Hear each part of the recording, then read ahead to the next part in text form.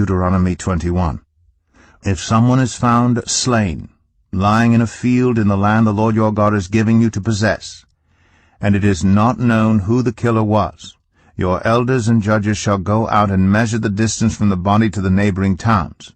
Then the elders of the town nearest the body shall take a heifer that has never been worked and has never worn a yoke, and lead it down to a valley that has not been plowed or planted, and where there is a flowing stream. There in the valley they are to break the heifer's neck. The Levitical priests shall step forward, for the Lord your God has chosen them to minister and to pronounce blessings in the name of the Lord, and to decide all cases of dispute and assault.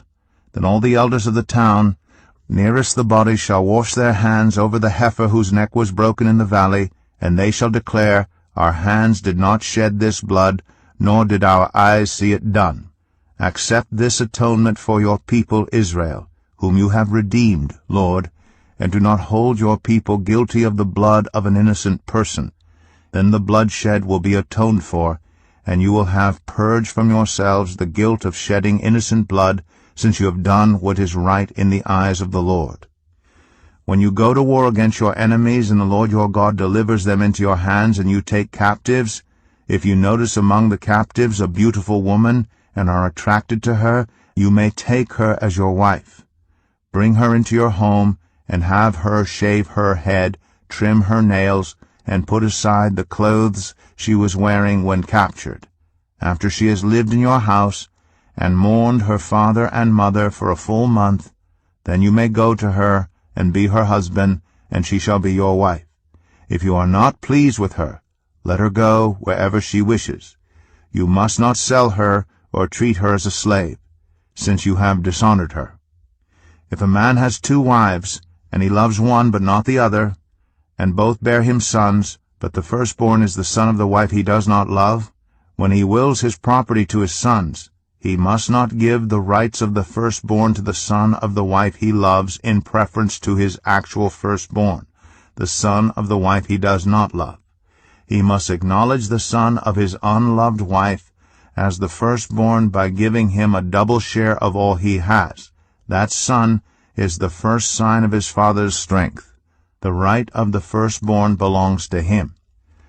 If someone has a stubborn and rebellious son who does not obey his father and mother, and will not listen to them when they discipline him, his father and mother shall take hold of him and bring him to the elders at the gate of his town.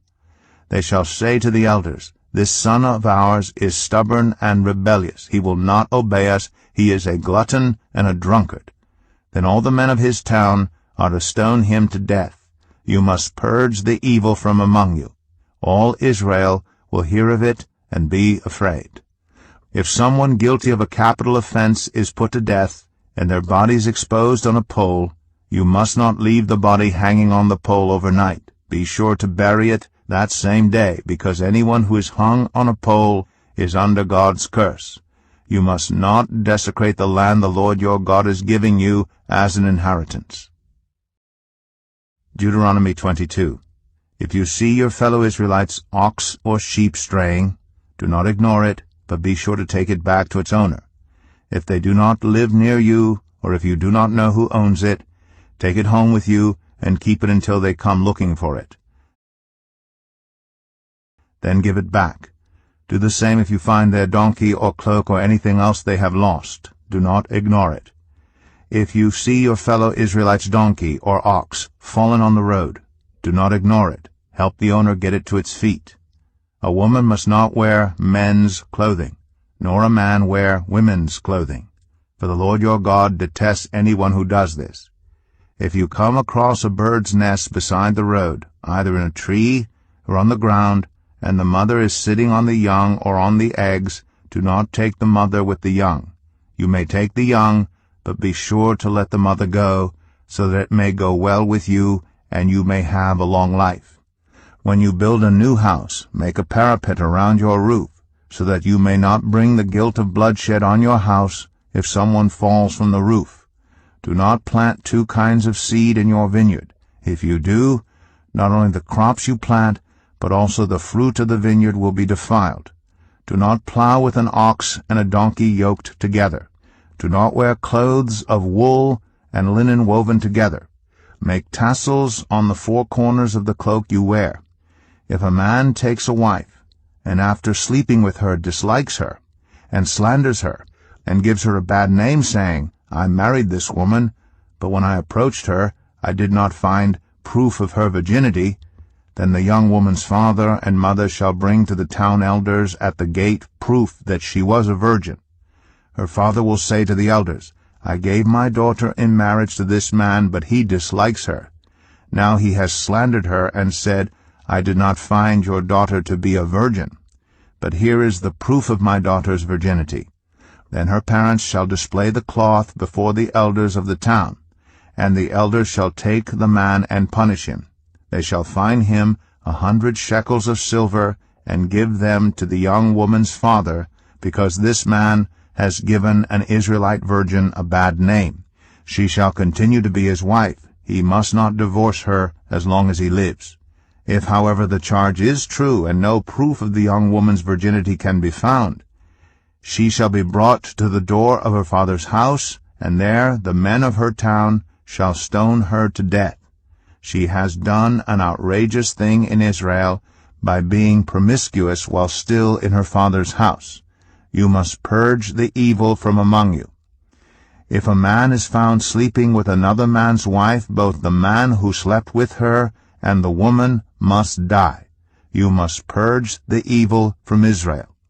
If a man happens to meet in a town a virgin pledged to be married, and he sleeps with her, you shall take both of them to the gate of that town and stone them to death.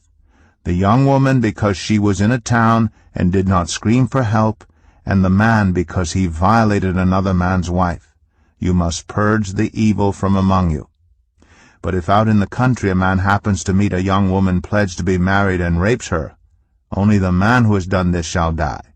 Do nothing to the woman. She has committed no sin deserving death. This case is like that of someone who attacks and murders a neighbor. For the man found the young woman out in the country, and though the betrothed woman screamed, there was no one to rescue her. If a man happens to meet a virgin who is not pledged to be married and rapes her, and they are discovered, he shall pay her father 50 shekels of silver. He must marry the young woman, for he has violated her. He can never divorce her as long as he lives.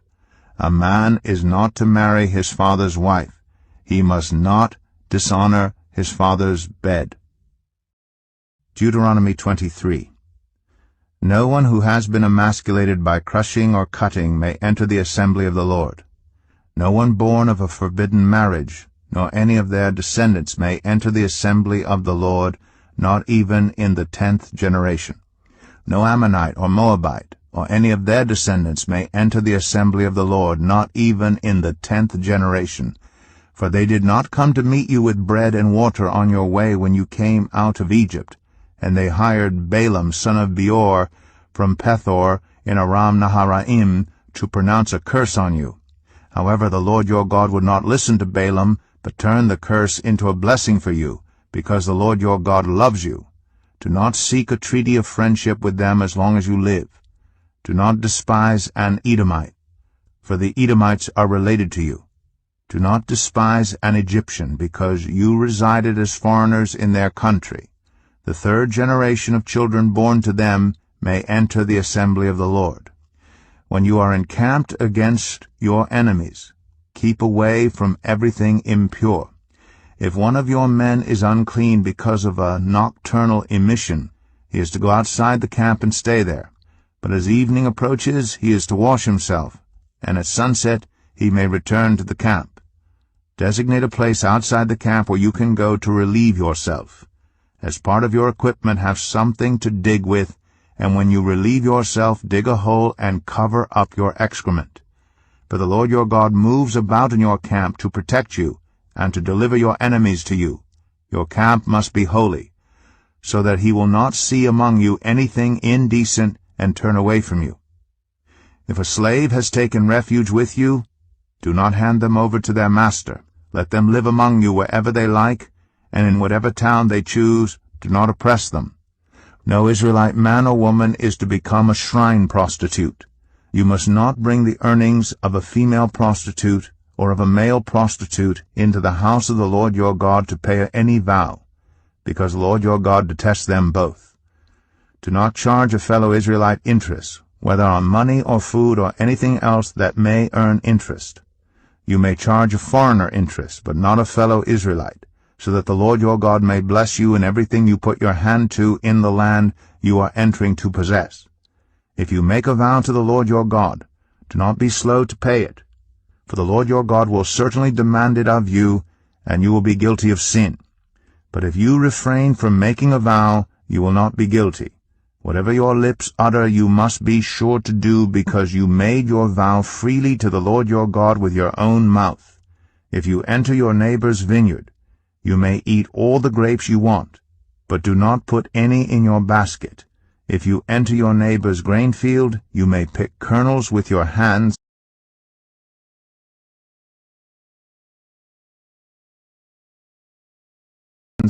but you must not put a sickle to their standing grain.